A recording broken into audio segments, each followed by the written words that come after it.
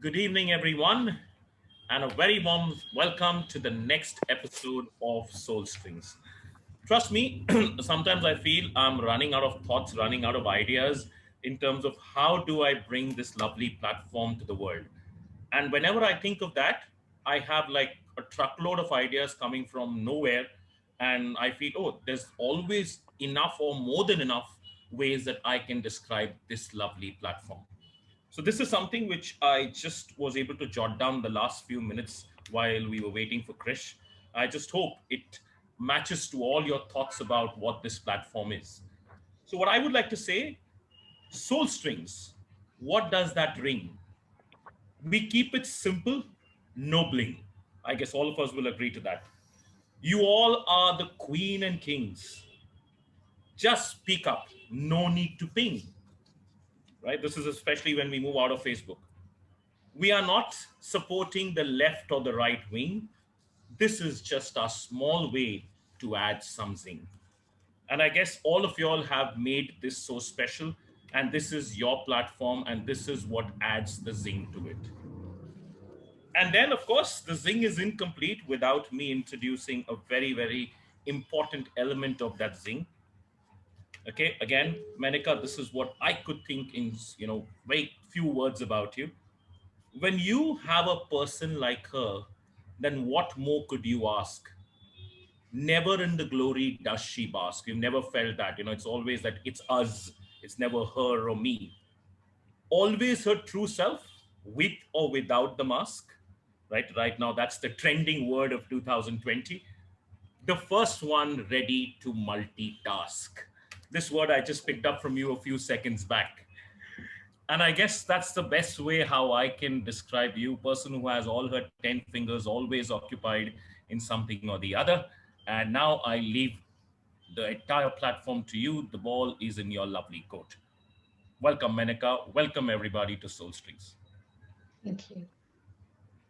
Thank you so much, Rohan, for that lovely introduction. Good morning, good afternoon, good evening, wherever you are in the world. A warm welcome to Soul Strings. And today we are going to be speaking about understanding anger with a special guest, Krish Nath. He is a fellow of BABCP UK. He's a consultant practitioner, clinical supervisor of CBT, chair of Standard and Ethics Committee of BABCP, and I can say a lot more about him. I just thought today I will add a bit of personal touch to it. So his passion is cricket, golf, and travel, and he's also a music fan of Salman Ali and Sunny Hindustani.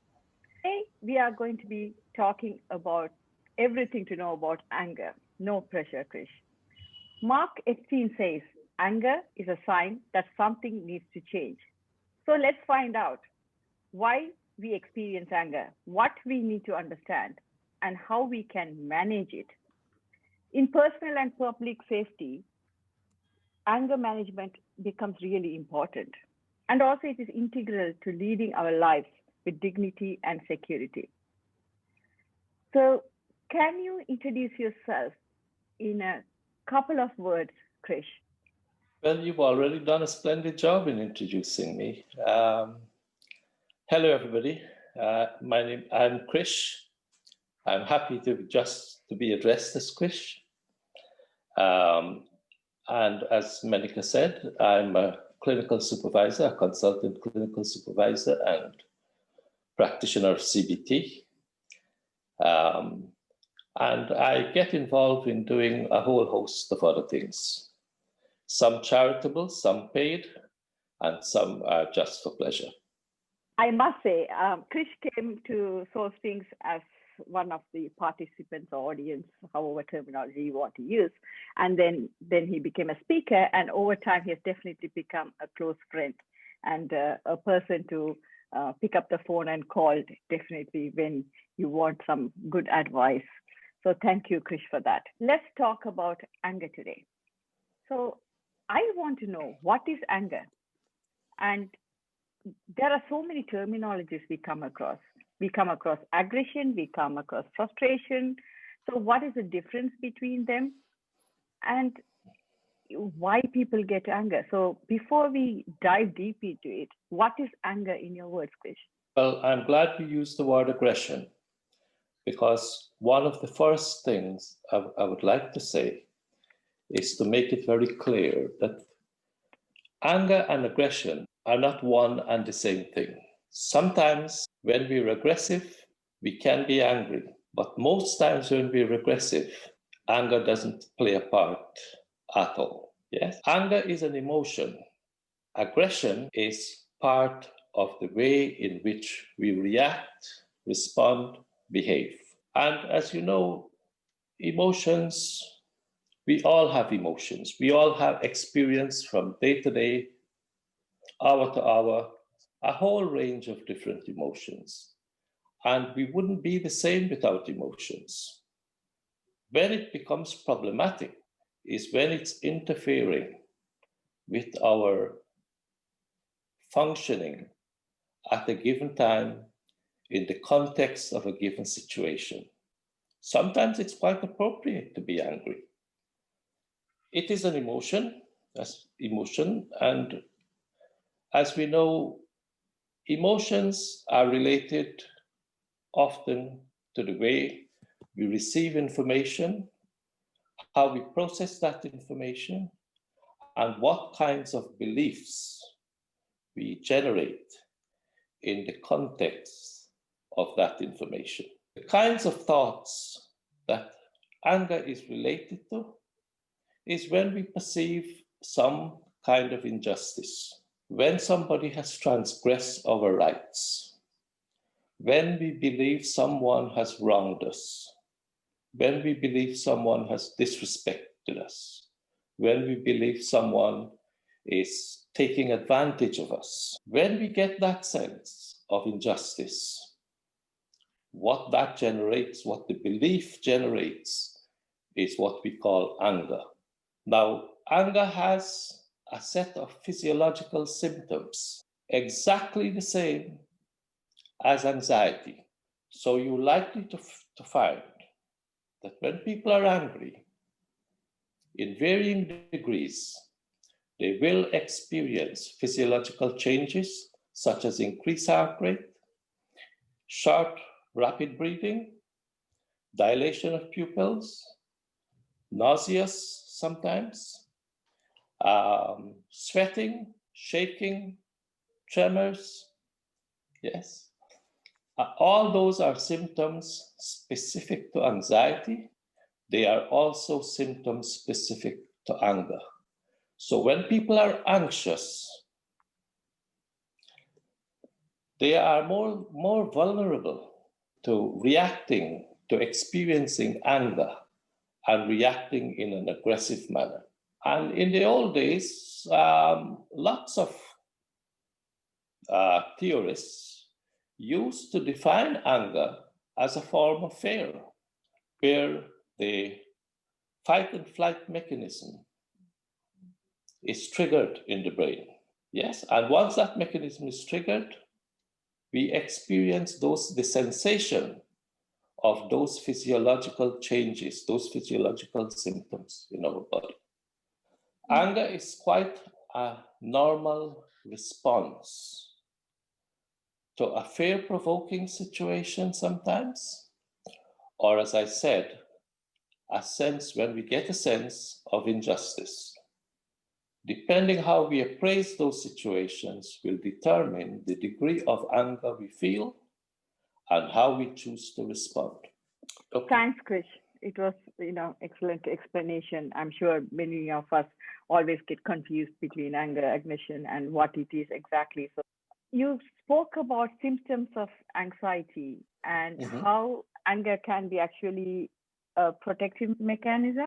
How can anger manifest itself in daily life? Because, of course, we often think of the emotion anger in a bad light or as a negative emotion. In which situations or how anger manifests itself in daily life, Krish? Well, as an example, I can give you the present conditions that we are forced to live in at the moment because of the COVID virus. we're currently in a state of lockdown. We are told that we have to stay at home. We must not make person-to-person contact with people outside of our home bubble. This is not the way we're accustomed to living. And we are certainly, in a democratic world, we're not expected to be told that you have to stay at home. However, such are the conditions at the moment that that's exactly what the government is doing. Yes? Now, this leaves us like a fish out of water, not being able to realize our freedom to do the things that we would normally do is becoming very stressful. Depending on what your experiences are from day to day, sometimes those stresses can become frustration. Why can't I do this? Why can't I do that? Why can't I? Yes. And there is only one answer for the why. You can ask why a million times. The one answer is simply that if you step out of your home and you go into the street, you are making contact with others, and you're likely to be a danger to yourself and to others in the context of spreading this virus and maintaining the lockdown. So, but we are not accustomed to this. This is out of the ordinary. Having to stay in your home, there are lots of things people can do, but there are some people who finds that extremely difficult. And when you're experiencing it as a stress, less likely are the chances of you thinking of corrective measures. You're not thinking, hang on, this is some free time I've got. I can pick up the phone and phone a friend who I haven't spoken to for a long time. I can do some of that paperwork that's piling up that I haven't given attention to. I can go through my home management and see what needs doing. These ideas don't come into your head necessarily when you're feeling frustrated, when you're feeling stressed, and those symptoms, your heart is beating increasingly faster. Sometimes people feel nauseous. You're thinking more, you've become very inward looking. How bad life is for you, right? That's when you start interpreting things as an injustice. This is not right. Why should I have to stay at home? And you've completely ignored the fact that everybody else have to stay at home as well. In other words, is actually normal, simply because everyone else is asked the same. And so the frustration piles up. That frustration can very quickly, because you're in a heightened state of emotion, you get a sense of it, the injustice of it all. You blame the Chinese, you can blame the Prime Minister, you can blame anyone you like. But at that moment, in the context of your life, suddenly the frustration turns to anger. Yes, because it's increasing in the heightened state of emotion that you are experiencing. Anger is a very complex issue and complex emotion, I guess, because we see that in street aggression, we see it in domestic abuse, we see it in different contexts where anger is involved. And I think it is quite close to some people's heart because of the contextual thing it has. So before we jump in and saying and putting label, this person is an angry person or this person gets angry very easily, do you think there is something also can be a cause, like an organic cause? Could it be physiologically they have a problem and that could make someone angry? Well, you have conditions such as epilepsy. And epilepsy, for instance, comes in different levels. like you have grand mal and you have petit mal, which is a milder form of a fit. And when they do, people who are what we will call explosive in terms of control, being able to control their temper. Some of these people, when they tested using electroencephalogram tests, they find that in the temporal lobe, those people, when they're angry, tend to show similar rhythm of the waves, the brain waves in the temporal lobe, as you will get with other forms of epilepsy. And sometimes those people find anti-epileptic drugs such as Tegretol, Epilim, quite useful in helping them to control the anger. That's when anger is as a result of an organic problem. Yes, such as fits. You can have different forms of brain injury, sometimes tumor of the brain, toxic confusional states are all real physical clinical conditions, which one of the symptoms can be uncontrolled anger. But as you said, rightly so, in terms of manifestation, one of the biggest problems going across the globe in terms of social interaction at the moment is domestic violence. But you have child abuse of the rights of the child in terms of some in the old days used to see as good disciplining, good parenting. And today it's seen as not quite so good parenting. And that's the different levels and forms of punishment, physical punishment, that people can dish out in an aid to control sometimes the behavior of children, or maybe as a means to controlling their own behavior. Sometimes it's the parents who are unable to control their own emotions that end up just lashing out. And who is there? They lash out at whoever is there. Most often, it's going to be the children if you're living within the context of a family.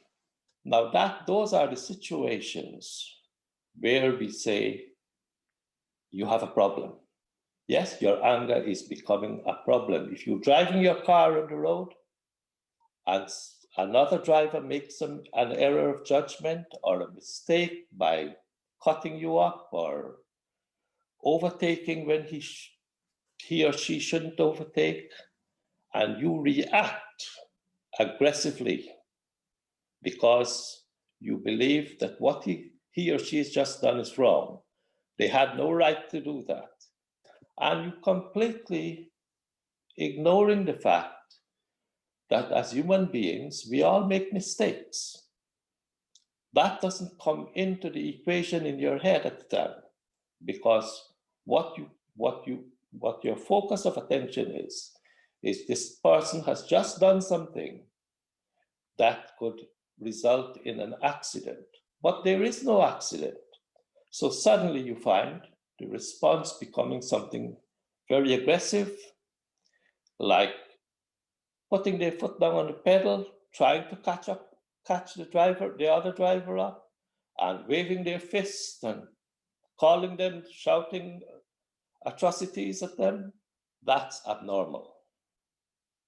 Yes, because what you're failing to do, your behavior there could put many more drivers at risk. And there's a term for it now. It's called road rage. Yes, but there are lots of different forms of rages that go on in the world as well. People go out for an evening and they take a knife with them.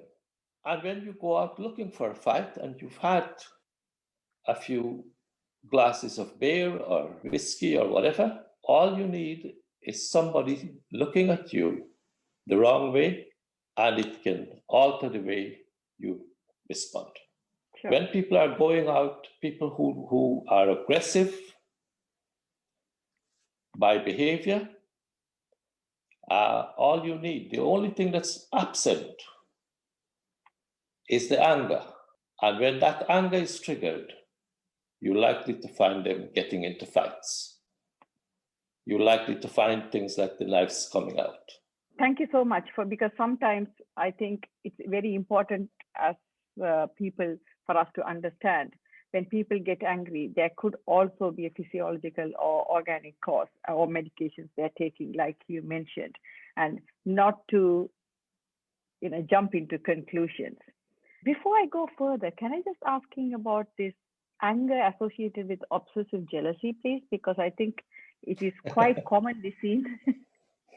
Yes. Again, there's a difference between feelings of jealousy and feelings of envy.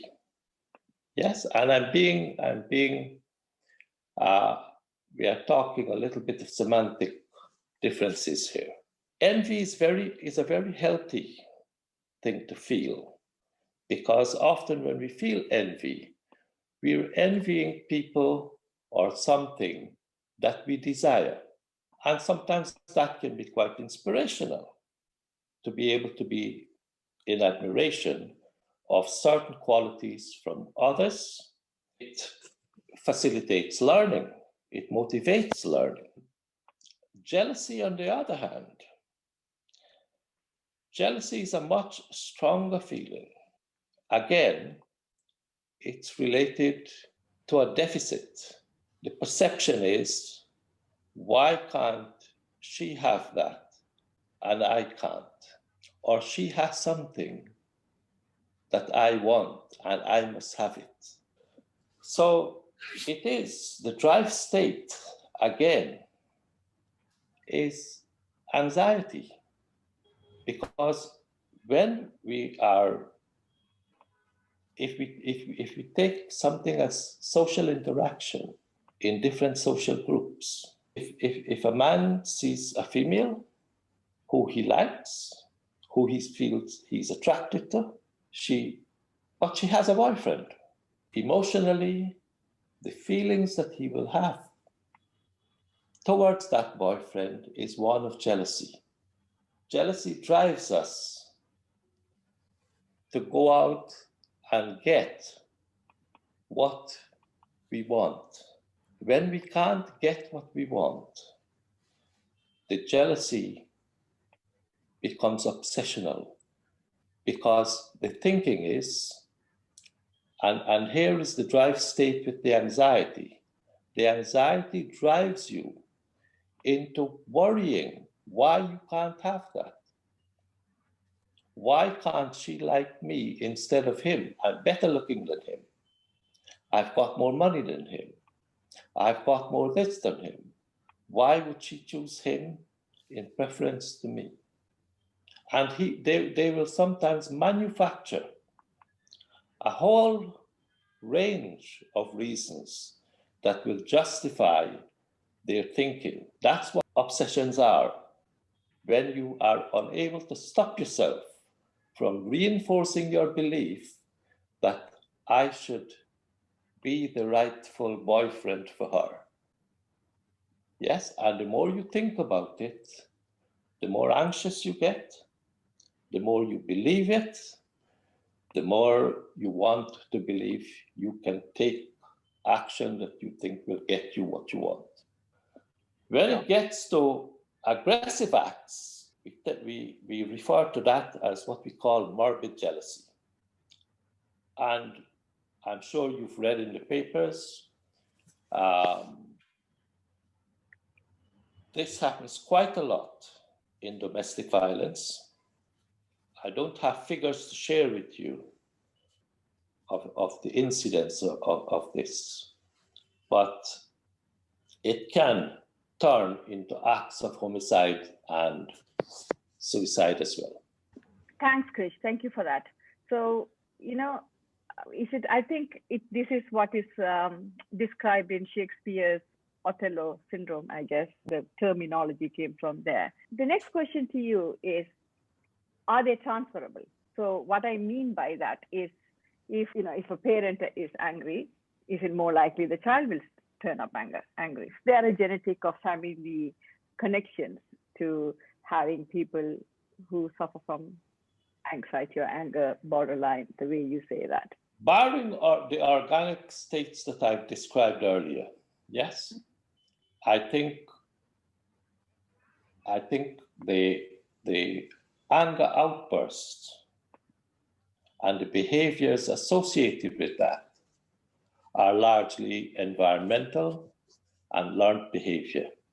So, for example, if you have a mother or a father who is abusive and violently so with the children or with his or her partner, then it is quite likely that the children are going to learn to behave in that way. They're going to learn patterns of behavior. They will also develop feelings of anger as a result because they, as children, that behavior will not be tolerated. It will not be tolerated by the very same parents.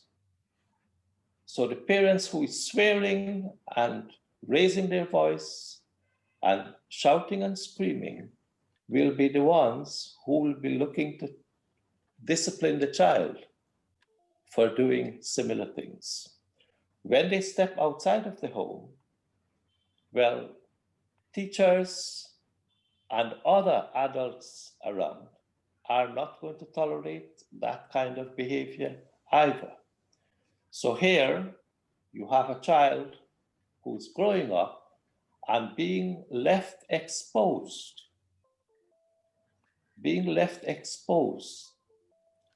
to an environment which is likely to cause frequent and high levels of frustration, because every time someone tells them that's not acceptable, they're going to feel badly about themselves, they're going to feel sensations of frustration, which will reinforce their belief that something is wrong with them. Yeah. Mom and dad does it. Nobody says anything to them. I do it. The whole world jumps on me. So it must be me. Something is wrong with me. They don't see that the parents, if they did the same thing outside, well, the police might come and interfere. But they don't necessarily see that enough. So I do not believe that in the absence of organic states, that any of this is actually genetic. It's the environment and learning that takes place within that environment. Thank you so much, Krish, because I think it's really important for us to get these basics right, because often I think anger is so complex, and we make it more complex, and it has wider implications. So it's really important, and I thought, who better to ask than you, right? Just to wrap it up, I'm sure people have a lot of questions. Before that, can I ask you, will you be able to give us 5 tips how we can manage anger? And of course, as you rightly pointed out, there are some protective mechanisms with anger, which is really good. But of course, we also have the detrimental side of anger. So how can we manage anger? If you could share 5 tips with us, please. So let's talk about adults for a moment. First of all, you need to function with some degree of awareness. And for that, mindfulness is an extremely good exercise to practice if you want to increase your awareness of yourself at any given moment in time. If you can do something mindfully, then you will have that awareness. The second thing is a very common one used. Okay? As far back as you can go in history, people have recognized and they still repeat it today. Excessive emotion clouds judgment. So when you're highly emotional, and if that happens to be anger, that too is not the time to make decisions to react. So some people will say, count from 1 to 10 before you do anything.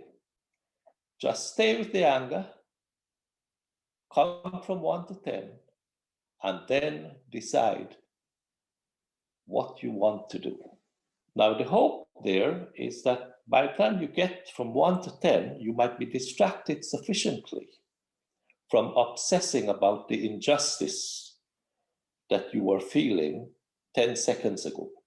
Now you want to bring yourself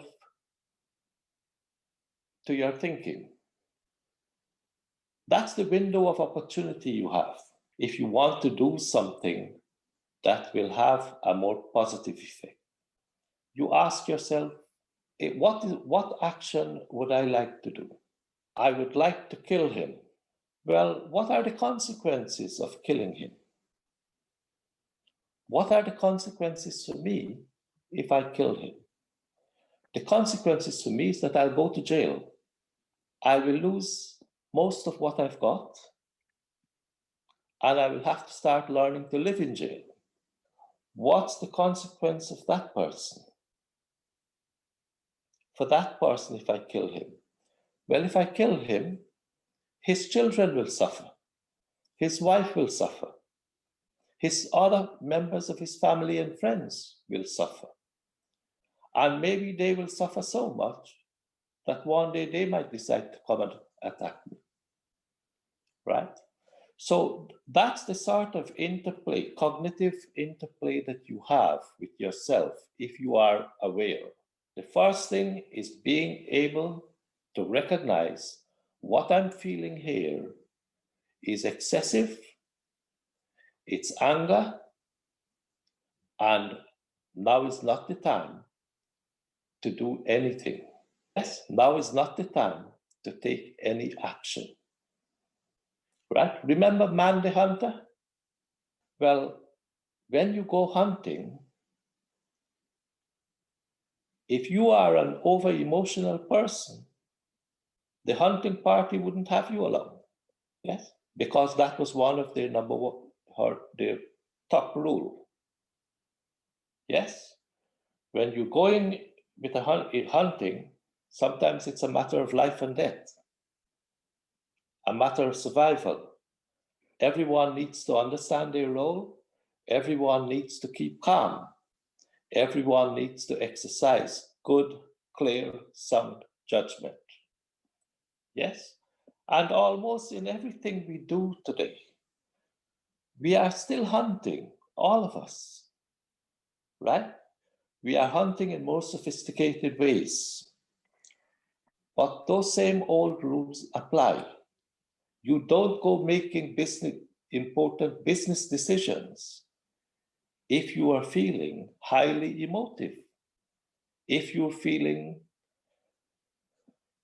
if you have strong beliefs about right and wrong about that business. You need to step back, reassess, so that you can justify the action you're going to take. I think I've given you more than 5 there. Okay, I better not ask for more.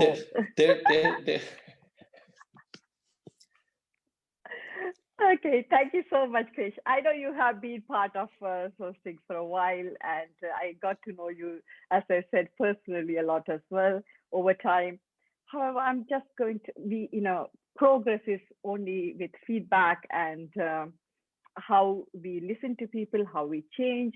And whilst I'm asking this question to Krish, it is as much a question to all of you on the platform. Please feel free to give the feedback to us about what we can do differently, how we would like us to do, what kind of topics you would want us to talk about, because it kind of helps us to serve you better. On that note, Krish, what kind of feedback or advice do you have for us to take this forward? First of all, there are lots of programs available. And this doesn't apply just to England or the United Kingdom. This applies globally. Lots of different countries where you have psychology being practiced. You now have programs like anxiety management, like anger management, because the problem isn't specific to the United Kingdom. The second thing is that I want to mention to you is that as individuals, just by thinking, just by being aware of your own thoughts,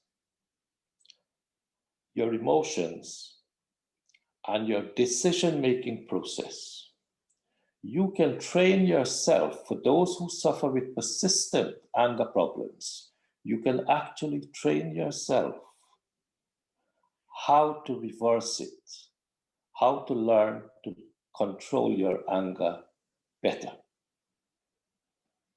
Yes? In terms of going forward, well, this is a talk show. And, like most psychological problems, most emotional problems, the more you can encourage people to be expressive, to feel free to talk about their problems, greater are the chances of them accessing help. If you keep it to yourself, then all you have is your thoughts, your beliefs, your different emotional states, and the tools of the behaviors you're accustomed to. Because if you don't speak about it, you're not getting anything new coming into you. Okay, so the more people can do that, the more, the easier it will be. And talk shows like this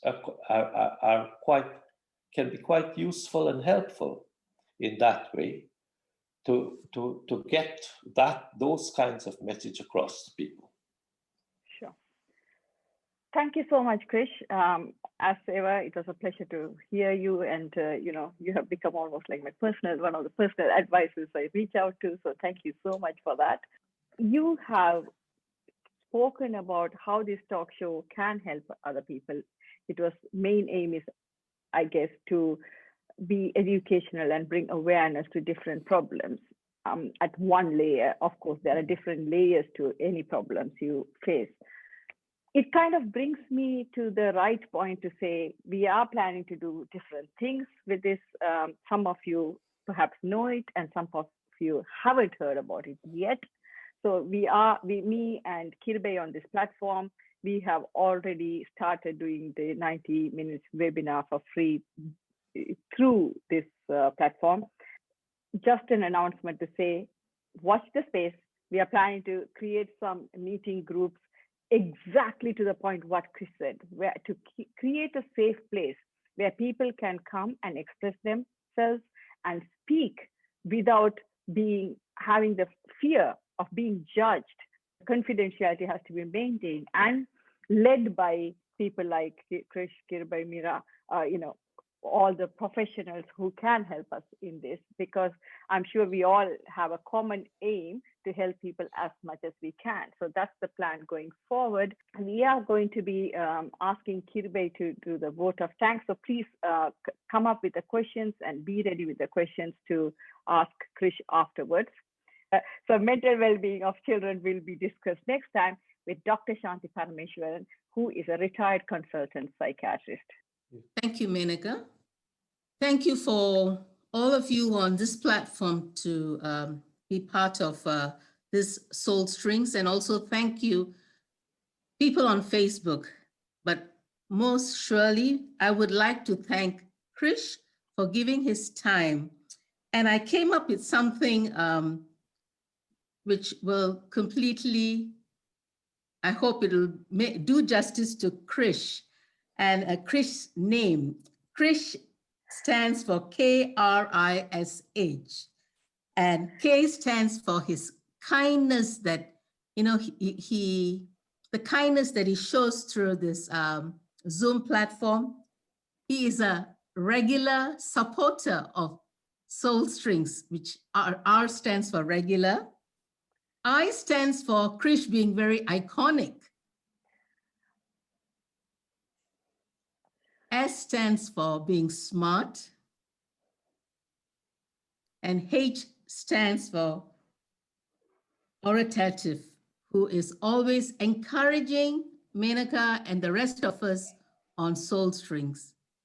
Thank you for your, I would use the word love, shared in many different ways on this platform, and giving your advice so freely.